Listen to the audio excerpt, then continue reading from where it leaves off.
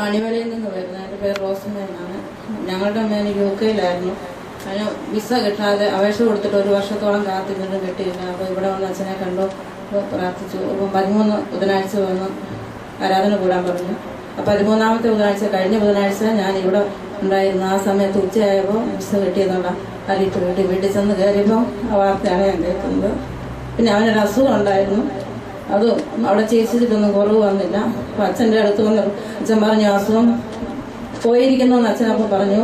വീടും ചെന്നപ്പോൾ അവൻ പറഞ്ഞു അതുപോലെയൊക്കെ തന്നെ ഉണ്ടെന്ന് പറഞ്ഞു. അപ്പോൾ MRI സ്കാൻ എടുത്തു. അപ്പോൾ ഒരു കുഴപ്പമില്ല എന്നാൽ അതിനകത്ത് പറഞ്ഞു. ദൈവത്തിന് നമുക്ക് നന്ദി പറയാം.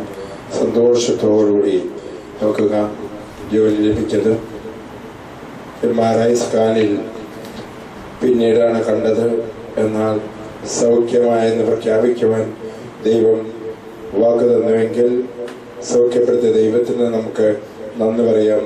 ദൈവം എത്രയോ നല്ലവനാണെന്ന് അനുഭവിച്ചറിയാം. ഈ വിശ്വാസ വർഷത്തിൽ ധാരാളം പേർ അനുഗ്രഹം പ്രാപിക്കുന്നു. അനേകം പേരോട് ഈ അച്ഛൻ മക്കളുടെ കാര്യത്തിൽ കുഞ്ഞുങ്ങളുണ്ടാകും, നിങ്ങളുടെ അമ്മയുടെ ഗർഭപാത്രത്തിലെങ്കിലും രൂപം പ്രാപിച്ചിരിക്കും, വിവാഹമൊക്കെ നടന്നില്ലെങ്കിലും അത് ഉറപ്പിക്കും എന്നെല്ലാം വാക്ക് കൊടുത്തിട്ടുണ്ട്.